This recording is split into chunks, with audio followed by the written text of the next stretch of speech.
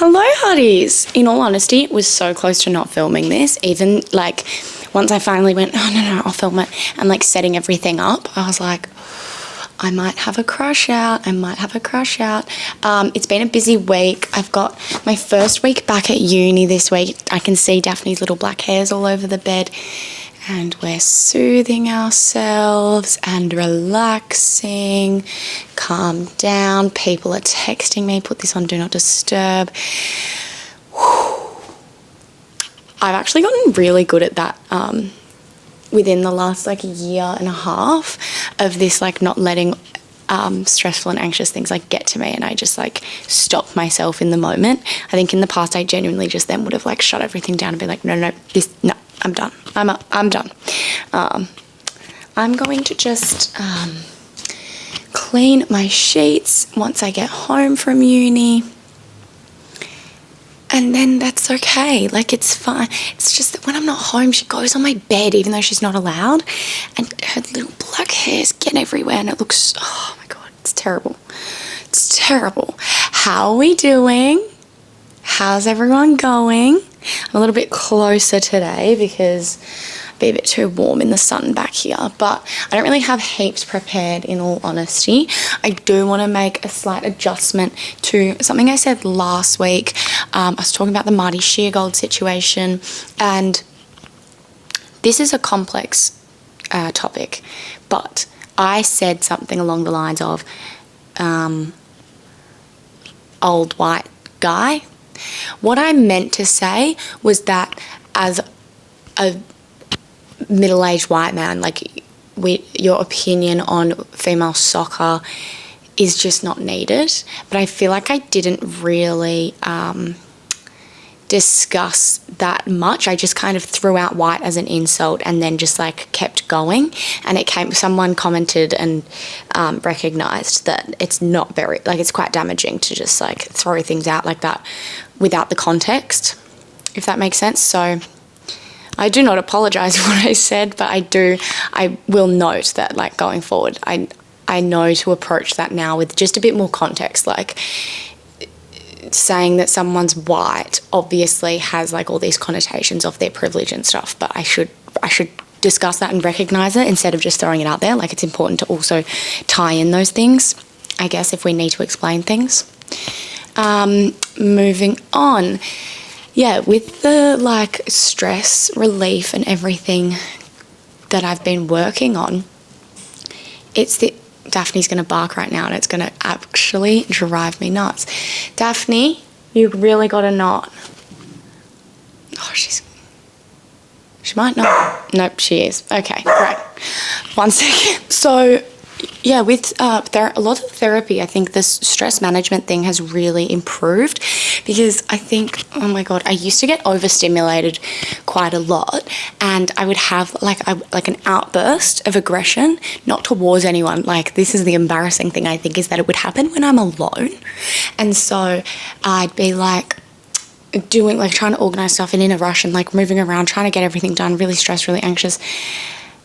And then something would break, or I'd drop something and I'd go, oh, like that, alone? Like, babe, what? I would look at myself and go, oh, come on, mate. What are you doing? But I found, whenever I was stressed about stuff, I would tend to like move more quickly. I rarely needed to. I think like the stress and the cortisol in my body was like forcing me to move more quickly. But I think in everyday life, just operating at a slower pace has in general helped my anxiety as well. My therapist really works through intentions and like setting yourself certain intentions for life or just for the day. And one intention that really stuck with me is operating with grace. That was my intention. Every day I'd say, today I'm going to operate with grace. And just setting that intention and acting gracefully, and always everything you do. And even if you falter or you frequently find yourself like not doing that intention, like not succeeding in it. But you can stop yourself at any time. You can literally go, hold on, am I operating with grace right now? No. Okay, let's operate with grace. Come on. And it would be amazing. Like, I would be, okay, after a long day of uni, coming home from the train station, walking home, my bag's falling off my shoulder, I'm sweating, I'm like, feel gross and am I operating with grace right now? No. So I'd physically stop, take my bag off, readjust, tie my hair up, put my bag on properly, even just like take a second to like cool down physically. Sit, go. Okay, great, let's go now. And then I'd walk home a lot more like slowly and calmly. I fear I sound like a crazy person, but I'm telling you, the way that intention and setting that for myself then allowed me to like have, I feel, an aura about me that is very like calm. I don't know if other people say it like that, but that is like how I feel in my body. I also, speaking of how I feel in my body, feel like that in turn allowed me to align with my body more. Like my soul and my brain felt less at odds with my body. Like I was able to just like be I really don't have the vocabulary to describe this feeling, but intentional living and like deciding your intention. Intentions can be a lot of different things. Like, I wonder if I can find them right now because I would love, love, love to share them with you. But just setting an intention each day and then allowing that to go in for the rest of your life is a really good way to always have like a fallback strategy and to go, is this what I need to be doing right now? Yes or no? And you can always kind of just like double check things. If you're ever unsure about something, be like, okay, would a graceful person do this? No. Okay, would a graceful person do that? And it can be whatever your perception of the intention is as well. Like no one's... bugger, I can't find it where it was sent to me, but it was a whole list of different intentions. It's so interesting seeing everything that my therapist has sent me. Emotional boundary setting. Good job, guys. Yes. Oh, here we go. Okay, so the way she lays it out is like a list of values, and so then your intention is aligned. Your intentions come from the values you hold. So like I hold the value of being graceful. I also hold a lot of other values, like things that are important to my relationship building and my boundary setting and my confidence and everything. But I just think that with my anxiety, my stress, this concept of grace was the one that really hit home for me and really like stuck with me. And there's a bunch of, let me like read out a few values that you could use to set your intentions. So compassion, confidence, desire, delight, ecstasy, eagerness, drive, direction, beauty, boldness, belonging, ambition, fairness, fascination. That would be an incredible intention to live with. How fun would it be as well to like set a different intention for each year? Like I think this year is my intention is like success and drive. But imagine like living a year where your intention is fascination. Like today, I will operate with fascination. Every single person you come into contact with, you ask them questions about themselves. How amazing is that? I find anyone in my life who has the personality type of fascination and intrigue, they are the most interesting people. My mum has always said, in order to be interesting, you have to be interested. So at the party, people enjoy the people the most who are interested in them and are the most like interested and asking questions, and people will walk away from that party and be like, God, she's a lovely girl, isn't she? And you've just been asking them questions about themselves the whole time. Good little top tip. But oh my God, you would just learn so much living with an intention of fascination. I actually really love it. But yeah, that was literally the only note I had on here for this week. Was I used to have the tendency to operate too quickly. So learning to physically slow down, do things slower, intentional living, operating with grace. It's this ability to literally just, and I don't know how many people this is going to relate to, because I was just and I still talk quite quickly, I think, at times, and I still operate quite quickly, but whenever I can remember to just take a moment to slow down, and it's like, it is the most beautiful thing when you can really, really do it and understand why you're doing it and focus on the effects of you doing it. It is an incredible thing. Oh my God. Someone has asked me, a lot of people have asked me to talk about what I do for work and how I got into the line of work that I'm in. I'm tempted to make it its own dedicated video. Maybe I will film that tomorrow. Yeah, okay. Because I don't want to really put it in here. I feel like it doesn't really align with the topics we cover here. I don't really want to discuss myself in such detail for such a long period of time in a video like this, but I do hear these requests and I will get onto it. I just also have I don't want to talk about it because I have such imposter syndrome a lot of the time, and so I genuinely don't believe that I deserve the jobs I have and the opportunities I have. I feel like I've and I know this is a very common feeling, but I do feel like I've tricked everyone into giving me any job they've ever gotten. And I have had jobs in the past that made me feel like that, but just from the way they treated me, but also just my own insecurities and stuff does make me think that. I definitely think I have the skill and I deserve to keep the jobs, but it's the getting the jobs. I know it's very it's not what you know, it's who you know. And that is a broadly accepted concept. It's a concept that fucking represents privilege to a T. And I'm not denying that. I'm a very privileged person. I know that. So that is also something that's going to have to contextualize that video and that discussion. So I just don't think it needs to happen here. So I'll do that separately, but I just feel like a lot of people are hoping for a playbook and a step-by-step guide when it's my career path can't necessarily be replicated, but I do think there are some key lessons in there that can be replicated. So I will discuss it. I'll film it tomorrow. Okay. I promise. I'm sorry. I promise. Okay. I recently went to the Melbourne Fashion Festival, went to the opening runway night a couple of days ago. It was so much fun.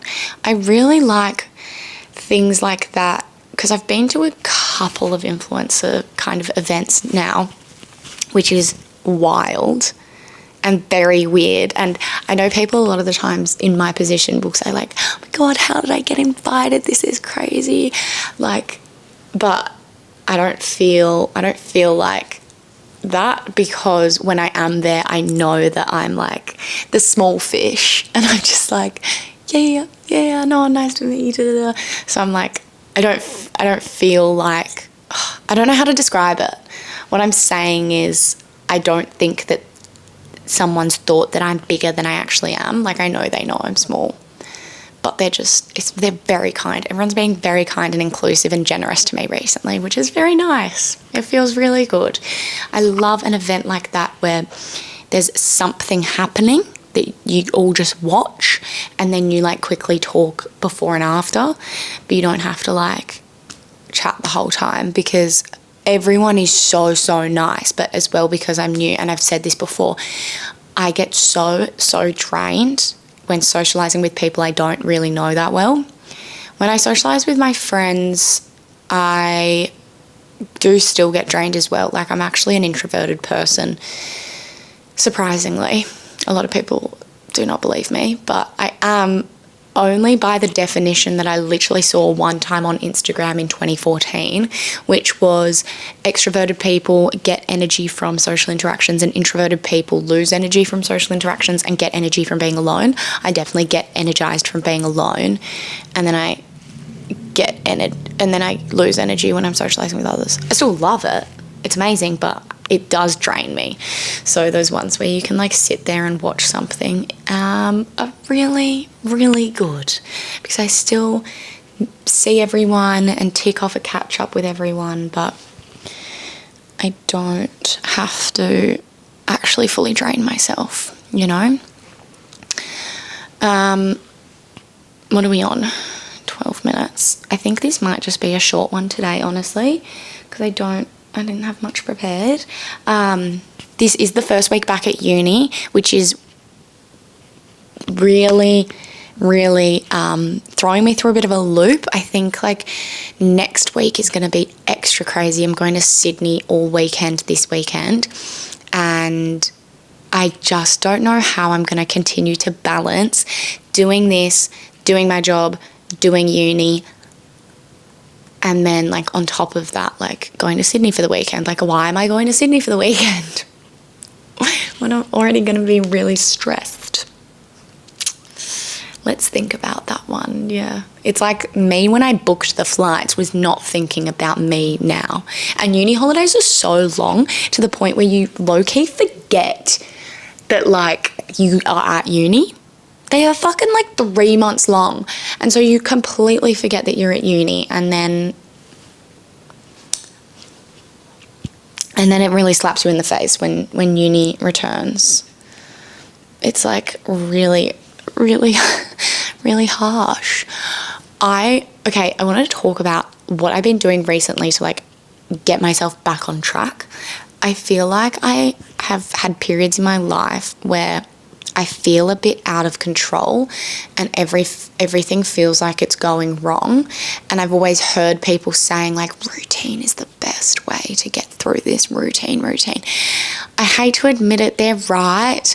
And I don't know if it's because my frontal lobe is going to be developed fully in March, April, May, June. 4 months. Guys, in 4 months I turned 25. Can you believe it? Comment down below if I look way younger than my age. It's crazy. I'm finally at that age now where you're like, no, I don't want to look my age. I want to look younger than my age. But I'm actually really shifting my mindset at the moment. Sometimes I fall into like the Donald Trump W hands. We're really falling it. Someone said a Donald Trump impression. It was like, there will be no bicycles. Only straight-cycles. Love it. Okay? My Donald Trump impression is not good. Well, I was talking about something important. Oh, yeah. Things to do when you feel like out of control. And also then I was talking about aging gracefully. I really want to age gracefully, and I want to love that I'm aging. And I think that starts now. I always thought that feeling would start like when I'm 40 and actually like with wrinkles. No. That mindset and that approach starts now. So thank God for like at the fashion festival the other night, they had models that were like 60 and they looked so fucking hot. They looked so good. Oh my God, there's silver hair. I also fully intend to let my hair go fully grey. So I'm saying that here because I hope to be held accountable with that. I just want fully grey hair. My maths teacher in year 12 had, back again with these hands, she had fully grey hair and it was long. I loved her. I always loved the teachers where I was good at the subject. Like I fucking nailed maths because I did the easiest maths. I did IB. Little fun fact about me in case you didn't know. Any other IB kids out there? These were the subjects I did in IB. Oh my God. Living in the past. Peaked in high school. I did not. Okay, IB. I did chemistry standard, maths studies, psychology high level, French high level, Langlit high level. Oh, geography high level. I've made someone a high level that shouldn't have been. I think, no, French I did standard, sorry. God, wouldn't that be nice if I was a French high-level student? That'd be so impressive. Yeah, I really liked IB. I found it really good, and I'm so glad I did it compared to VCE, which is the Victorian Collegiate Education. VCE. What does Victorian Certificate of Education, I believe? VCE. What does that stand for? Of course, my Wi-Fi is so slow at the moment. VCE stands for Victorian Certificate of Education. Can I get a high five? Didn't even do it. Still know what it stood for. Yeah, I really liked doing that. But yeah, no, your marks at the end of year 12 do not fucking matter. Especially once you've graduated uni. Once you get into uni, you are fine.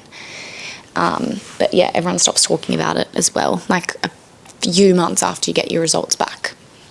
If you're like me though, and you got a mark that you're happy with, you will bring it up from time to time with people like your brothers who got a worse mark, and you just have to one-up them. It's really when I'm grasping at straws in an argument. I'll go, well, what was your ATAR, buddy? Exactly. So annoying. I'm going to buy the microphone, the Rode mic that's like actually proper for this, so that I can have like a proper microphone for these discussions, because A, don't like holding this like this. Hate it. And B, oh yeah, when I put it on the soup spoon / salad tosser spoon, my friends make fun of me. So, yeah. I didn't really fully finish talking about doing things to make you feel in control. Routine is a big one, but I don't think that it refers to necessarily the routine of Wednesday Pilates 6 a.m, Thursday walk 4:30 a.m, Friday cheat day. I don't think that's the routine I'm referring to. I'm thinking routine more so in the, especially after work, the 5 to 9. Love a 5 to 9. I'm talking no phone past 8 p.m. I'm talking no laptop past 8 p.m. I'm talking only big screens past 8 p.m. That is a rule I have for myself. Do I always follow it? No. I would love to claim that I do, but Sam will come on here and expose me and say, no, I'm telling her to get off her phone all the time. I'm just a workaholic though. always grinding. But no phone past 8 p.m. Oh my God, organising yourself a little pre-bed cocktail, okay? This is what is going to make your bedtime routine so cozy and good. It's a great way to get all of your vitamins in. My one is a mixture of collagen, iron, vitamin C, magnesium, and I get all of these in liquid or powder form, and I zhuzh them up with my little electric zhuzher, and I put a bit of ice and I put a straw. I get into bed and I hold that and I sip while I'm reading. Beautiful experience. Put on some classical music. Also, invest in nice pajamas. Throw out old pajamas. If you can get your night routine to look like a Amazon storefront TikToker, you are good to go. Because I think that there's something so important about like being able to come back home into your nest and really like making it comfortable and safe, and it's a recentering space. That is what I find my 5 to 9, like the second I come back into this door from my day, I'm recentering. The outside world freaks me the fuck out and it stresses me out, and a lot of that stress is out of my control. The way I deal with it is in my control, and the way I deal with it is coming back home and recentering with a perfect evening routine. You don't need all the bells and whistles. You don't need a million skincare products. You don't need the perfect mug and the doop-a-doop-boop, but just things that you know you prioritize and make you happy, and a nice, like, I'm not saying you need all of those supplements with you, but just have like a tea that you like to drink, like something that every night is your go-to thing. And it will also wire your brain to like understand, like, okay, we're winding down now, we're winding down, great. Watch a bit of a movie or a TV show, read your book, and go to sleep. Seriously, if life's feeling out of control, just get the bedtime routine in check. I fear everything else will fall into place. Okay. I will pretty soon be asking for some questions on my Instagram story, so keep an eye out for that, because I would love for these videos to be a lot more interactive than they currently are.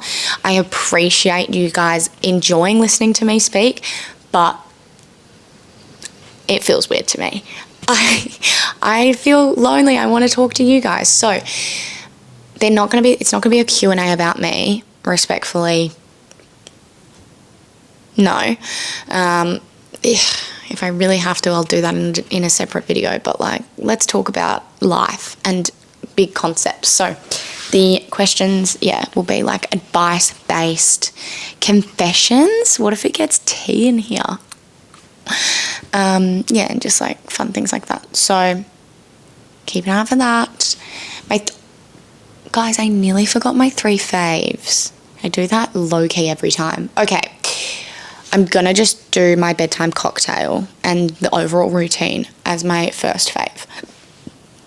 In close to that, the strange luxury pajamas that I wore last vlog, I'm obsessed with them. They gifted me the white pair. I've now gone out and purchased the like floral pair, and I'm so obsessed with them. I'll link them below.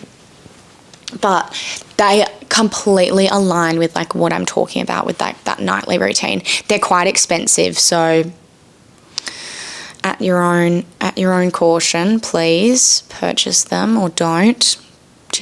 I'm obsessed with them. That's just what I'm loving. Not saying you have to buy them.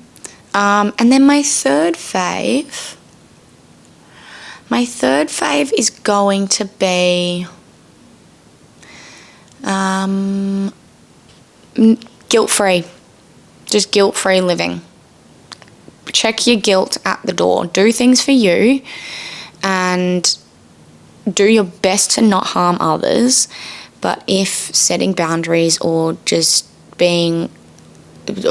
focusing on yourself is upsetting other people, just don't feel guilty about it. You can't quite control it, can you? Do your best to not harm others, but if you do, don't feel guilty about it. Just apologize and move on. And that's going to be it from me, guys. Really loved this week's chat. Honestly, for a Yap video that was not planned at all, I'm feeling pretty content about it. It's actually low-key making me think I shouldn't plan any of them. No, I'll plan them in the future. Okay, love you and goodbye.